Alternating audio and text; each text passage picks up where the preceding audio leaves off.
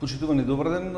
Вие сте во студиото на Медиумската информативна агенција. Гостин во интервју е амбасадорката на Соединетите Американски држави Анџела Агелер. Добар ден и добре дојдовте. Добро најдовме. Во почетокот сакам првин да се заблагодарам заради тоа што пред отприлика 5-6 години кога го почнав моето работење во МИА, имавме сериозна поддршка од страна на УСАИД за опрема за заживување на видеосервисот. Тоа многу значише за нас и во името на вработените сакам да се заблагодарам за таа помош. Thank you. You know what? You and I have known each other for quite a while, Dragan, and I am happy to know that the cooperation between MIA and the US Embassy has continued. That's great. Она сега што ни е суштински, во она што е нашиот денешен разговор, неодамна го бевте заедно со премиерот Ковачевски во Вашингтон. Таму немаше новинарски екипи, меѓутоа имавме доста информации и не знам дали доволно информации. Што значише таа посета за САД и за нашата земја и што всушност се случуваше таму? Listen, it was a fantastic visit. It was a very successful visit.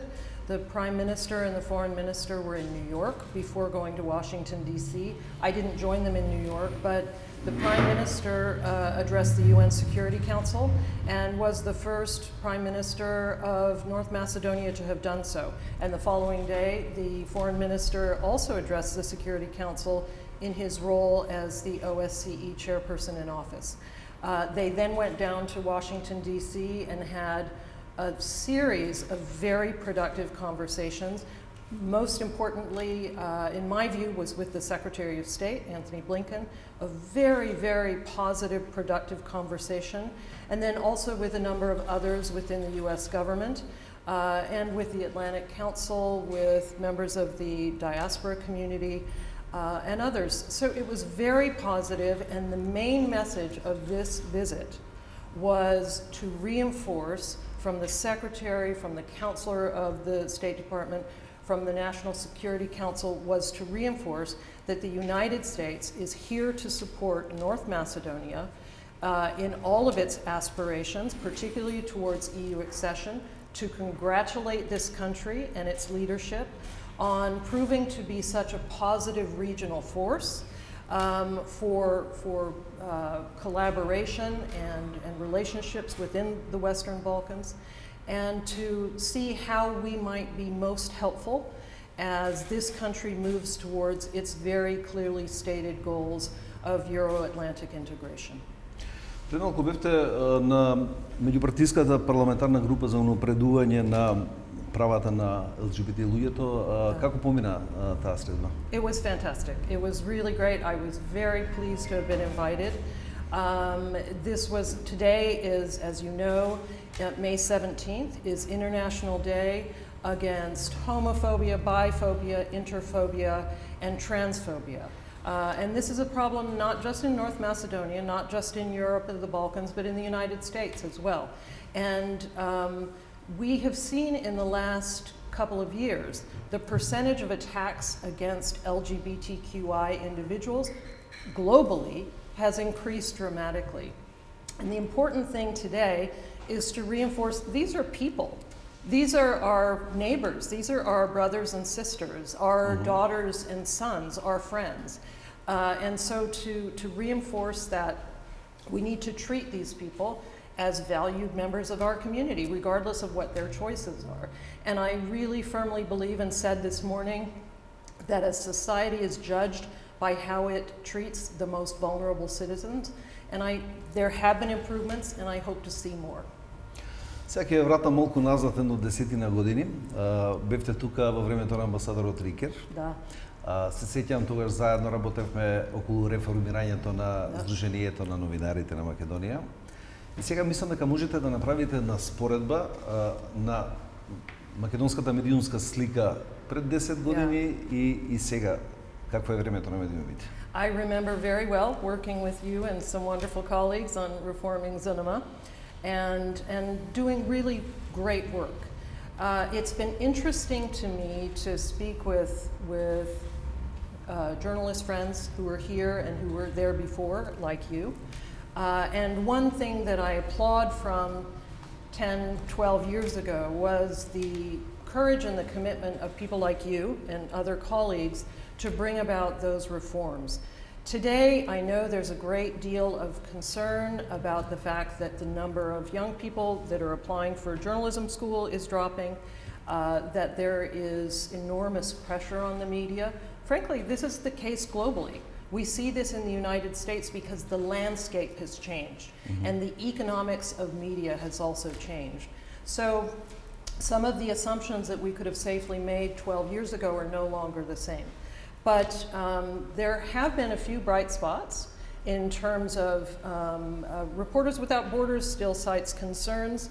Transparency International has cited an increase and shows North Macedonia as one of the leaders in the region. But there are enormous challenges, and I would also suggest that part of the reason that young people are not applying to study journalism here is because many of them are leaving. So they are seeking opportunities elsewhere.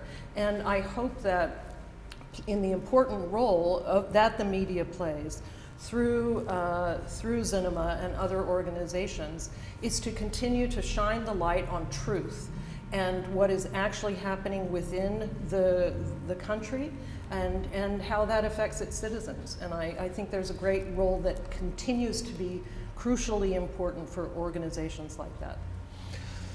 Новите предизвици, кои што спомнавте во денешно време во медиумскиот аспект, значи деновиве имавме конференција на ОПСЕ исто така на тема медиуми, предизвиците со дезинформациите, лажните вести, се она што ни се случува во медиумската заедница. Агенциите како мија се рбетот на таа борба против лажните вести. Меѓутоа предизвиците, финансиската одржливост, предвидливост, целиот тој пакет не е само законската регулатива. Значи, неспорно дека е нужна медиумска писменост во целиот тој пакет и за медиумите, и за публиката. Меѓутоа, дали информациите во овие месеци кои што циркулираат на овие простори во Македонија, Западен Балкан, стануваат повеќе алатка за манипулација, за пропаганда или за информирање на граѓаните? Yeah. No, that's a very important question. And as you know, we had our coordinator from the Global Engagement Center who was here recently to specifically talk to leadership and journalists about disinformation and the role of malign actors, as we call them, within the media. We know that Russia plays a role, but there are also many, a malign role in terms of disinformation, misinformation, lack of information, and seeking to negatively affect the environment. What you state, and this is something that we have talked about a number of times, is the importance of media literacy, so that the consumers of, whether it's this show or whatever they see online, citizens of the country can try to understand what is real and what is not real, and to ask the hard questions. Because too often what we see is proxies are being used by those malign actors who seek to create chaos. They don't want to have an orderly conversation about facts. They want to sow chaos within the country. A great example of this was the bomb threats that were called in and affected schools around this country. That frightened parents, frightened students, and had a negative effect. And so sometimes our understanding is that it's very targeted.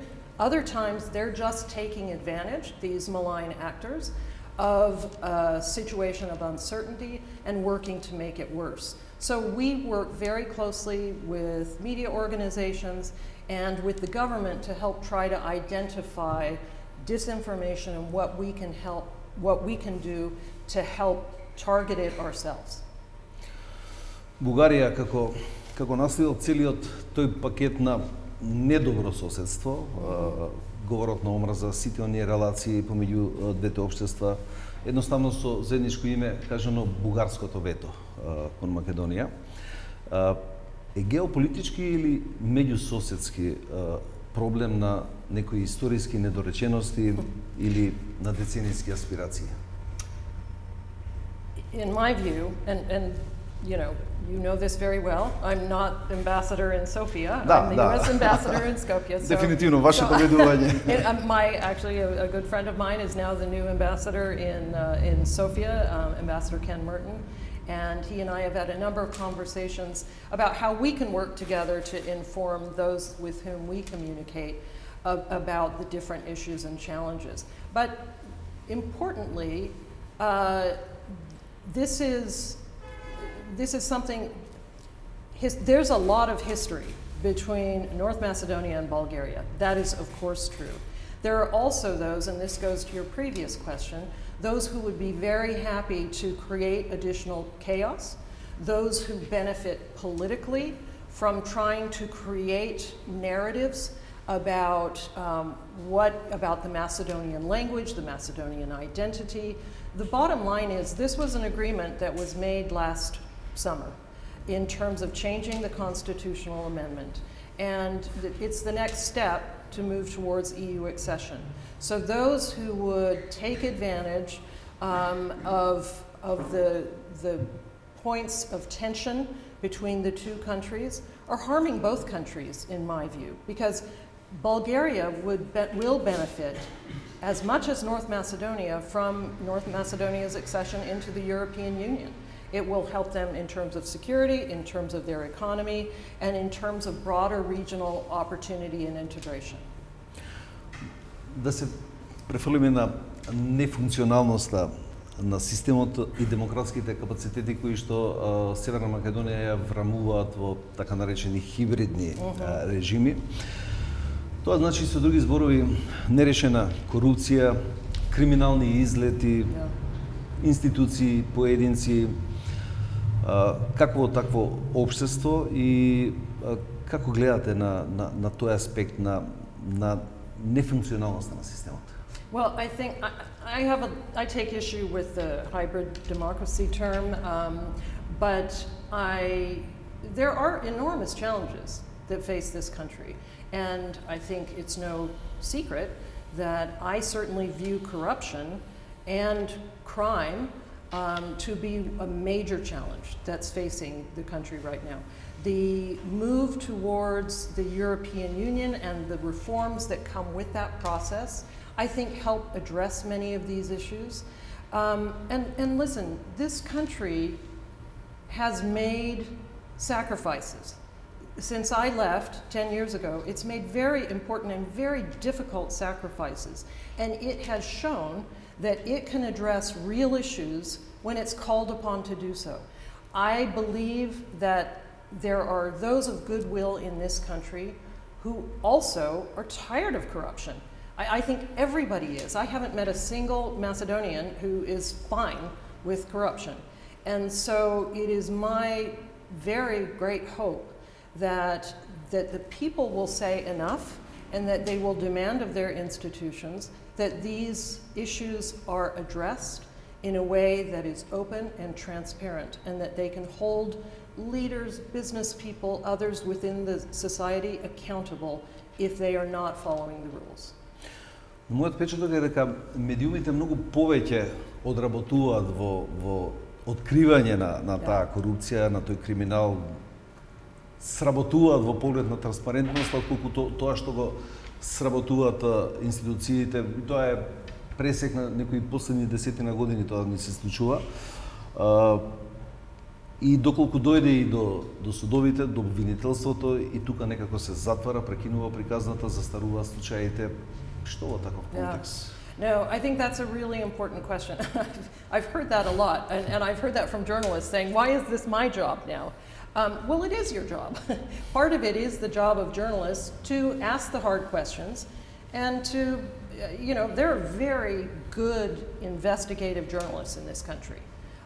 You're one of them. You've asked leaders and others very hard questions over the years, and that is an important role of the media. However, it does not substitute for the requirements for those involved in investigating and prosecuting crimes. So there is a role for the police, there's a role for prosecutors, there's a role for defenders, for those defense attorneys, and then there's a role for the judges. Everybody has to do their job for this to work. I think the role of media in this is absolutely critical, but that doesn't replace the need for those within the judiciary who are responsible for prosecuting crimes to do so. Да, но ние медиумите помалку не фрустрира таа приказна која што запира и не се спроведува до крај. Така што нашето размислување од прилика е а зошто политичарите би се откажале од профитот? Бизнисмените би се откажале од тој начин на работење кога тие на тој начин функционираат? Што би ги предизвикало? Црните листи кои што ги работи американската State Department, па не знам дали и тоа е некакво предупредување за да го промени начинот на кој што функционира ова општество. The short answer is a blacklist enough? No. It's not, because at the end of the day, even if the United States determines that somebody is a corrupt actor, is a corrupt official, is harming democracy or the society by their illegal actions, we can call them out, but we're not going to go in and arrest them. So we can say, we as the United States will not allow you to enter our country anymore, and we can impose certain financial sanctions and other sanctions. And again, this is something that after the Prime Minister and Foreign Minister left Washington, I had a series of meetings also internally to talk about where we are on some of these sanctions issues. So in and of itself, is someone's name on a blacklist going to change that behavior? Not necessarily, but this is again where the role of the citizen in this country, the individual who is tired of seeing people who benefit through illegal structures and illegal activities, are held accountable. So hopefully we want to assist with that in calling this out, because we have to by law. And it's a very specific process, but we also hope that the citizens of this country will also demand of their leaders that action also be taken. Дека не е се безнадежно, еве да речеме последното писмо кое што го упативте до предизвика промени во судскиот совет, се зборуваше многу во медиумите, меѓутоа на крајот на денот ние никој не дознавме што всушност пишуваше во тоа писмо. Дали тоа беше некаква директна критика на процесите што се случуваат, или имавте конкретни имиња во тие? You really haven't seen it? You're the only one in the country who hasn't then, because I've heard from a lot of people who have seen a copy, whether it's been leaked or whatever, of the letter. Listen, I felt it very important to send that letter to the Minister of Justice and to copy a number of others within the government and other foreign ambassadors, because we have, as you know, a number of officers within our embassy that look at justice issues. And as you know, and as I've said repeatedly, the United States has provided over $1 billion in the last 30 years to this country to assist in non-military assistance, including with media projects and activities. And over half of that $1 billion has gone to support rule of law and good governance, including the judiciary. We estimate that over 80% of prosecutors and judges in this country have participated in one of our programs. And when we look at that as an investment, and as I've said before, that's not a very good return on our investment. So we would like to see, if we are to continue to invest in the judicial sectors of this country, we would like to see that it makes a difference and that there is integrity in the system, because again, this comes down to the citizens of this country, and they deserve a judiciary where they understand the process, they understand what happens, and it's not just simply a decision is suddenly made that has somebody is put into a position for which they are wholly unqualified without any kind of an explanation. And so it is my hope, and I offered, we don't talk about our correspondence, but I offered in that letter and have offered in many public conversations that I'm happy to do what I can and with the team at the embassy to talk through some of those processes so that what we are investing in this country actually helps the people of this country and is not some process where former politicians pick up the phone to try to get a decision on a case that's preferable to them. И сега живееме во едно поделено општество, кога сме кај граѓаните, кај луѓето, кои што секој верува во своја вистина. Бехтел и Енка, да го земеме за пример, за власта тоа е договор на историски договор на столетието, за опозицијата тоа е грабеж на столетието. Имаме тотално поделена слика. Еве деновиве започна и пленарната седница во собранието, расправа околу законите кои што се потребни за брза имплементација.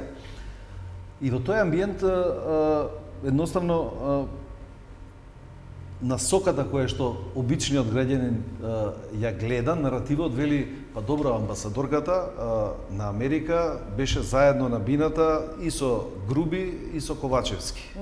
Зар е можно тоа да се инволвира во такви процеси? Well, let me tell you, first of all, this was not a fast process. They've been working on this deal for, I think it's over a year and a half now. And they have responded by sharing aspects of the contract with many of those within the government. And the fact of the matter is, I'm American.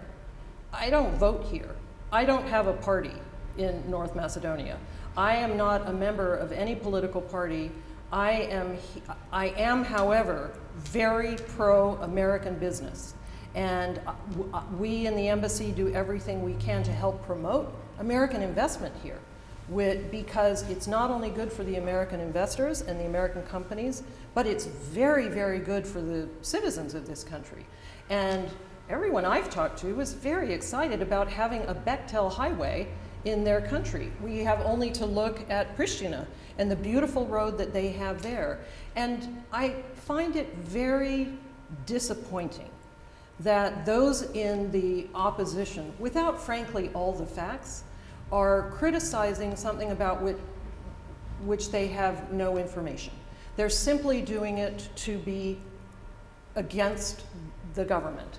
Now that's what an opposition does, but at the same time, I am completely confident that the process in which Bechtel was involved has been fully transparent and fully above board, because that's how they operate. They wouldn't have projects all over the world and a number here in the Western Balkans if they weren't a reliable company. And people of this country will be very, very happy to have Corridor 8 and 10D when it's completed. The negotiation, I think, is still being resolved, but I think it's unfortunate that there are those who would stand in the way simply to try and make political points. Да. Да поминеме на евроатлантскиот пат на Северна Македонија.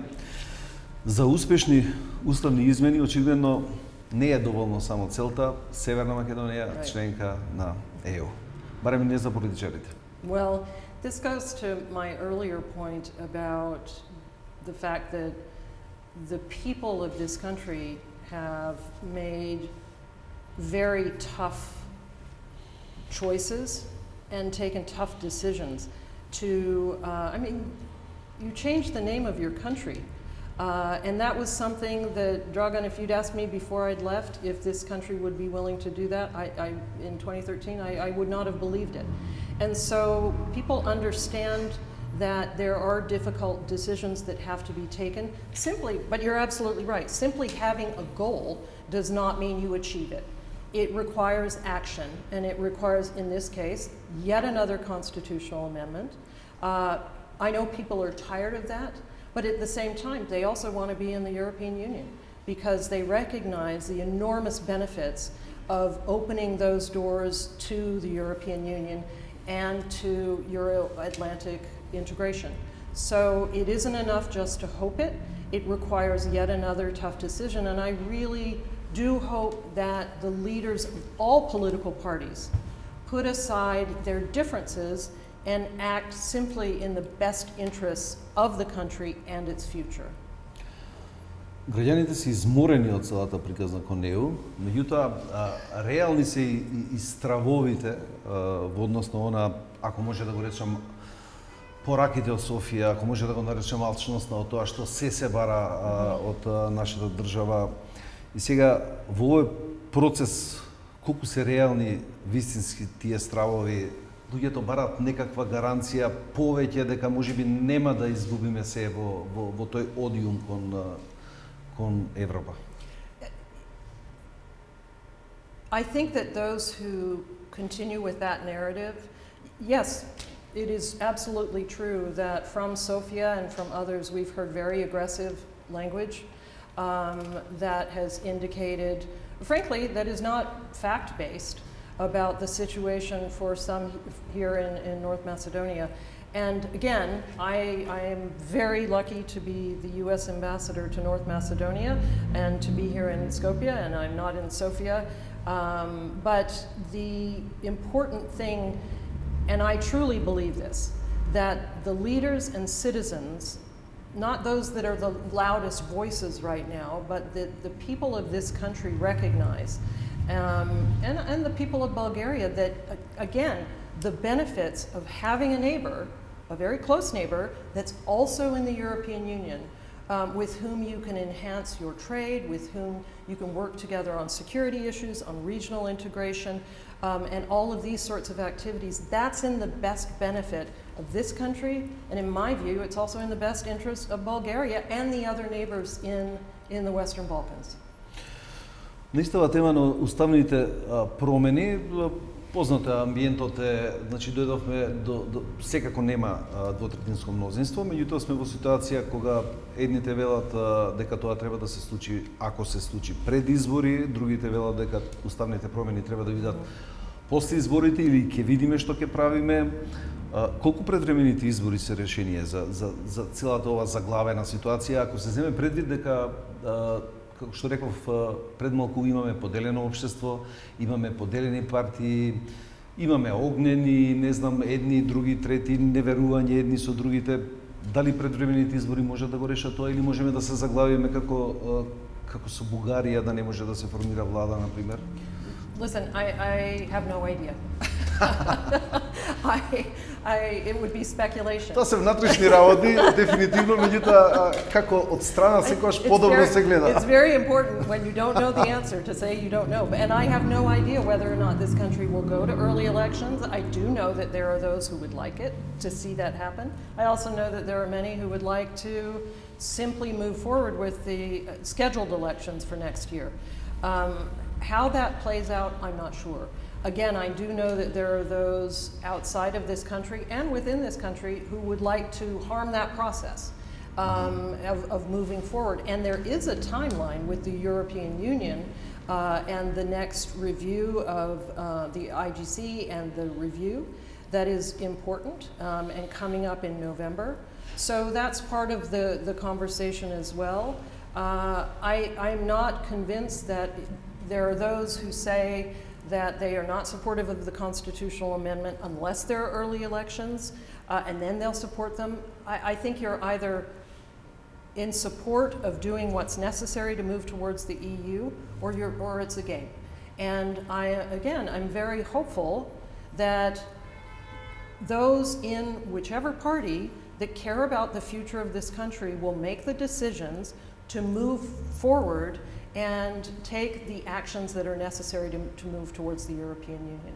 Now, whether or not that means early elections or whether they happen next spring, I can't predict. And we'll just see what happens, and believe me, we are watching very closely. Колку во целиот амбиент, нашиот отприлика го отсликавме, можеме да го насловиме како геополитички игри или последица на геополитички игри, заради тоа што Западен Балкан е заглавен, па нешто играме со Опен Балкан, па и тоа докрај не е доречено. Од друга страна го имаме регионов кој што е условно кажано целиот во некаков контекст, во криза, имаме руско-украинската војна горе. Како во тој амбиент, ги имаме лажните бомби, еве ги сега повторно се појавија во Белград, повторно се веројатно пак ќе се отсликаат. Дали тоа е еден ист пакет? You know, I think the current geopolitical environment here is also reflected in what we see well beyond the Western Balkans. There are geopolitical influences here, but they're also global. And especially as, I mean, we talked about disinformation, that's a global reality now.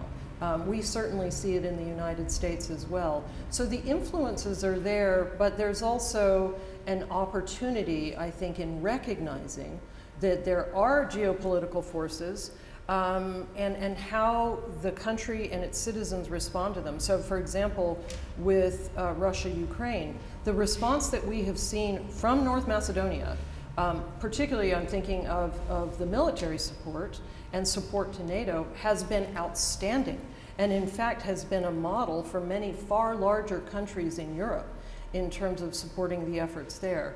And so, yes, it's absolutely a reality in this country and beyond. And the important thing, in my view, is to recognize it and then make a choice that works for the people of the country, that is the intelligent way to respond to those geopolitical forces that are in the best interests of the country.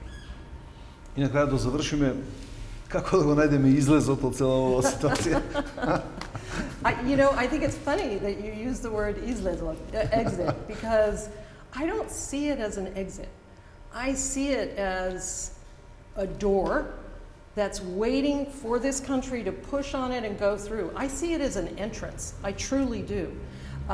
It's not a matter, and you know, maybe it's the American optimist within me, but I truly believe that this country is at a point where it needs to push the door open and it needs to charge through and move forward towards its brighter future, and not get caught up in sort of the negative narratives that are coming from within the country and without. And I believe that it can do it. Јас ви благодарам за интервјуто. Thank you.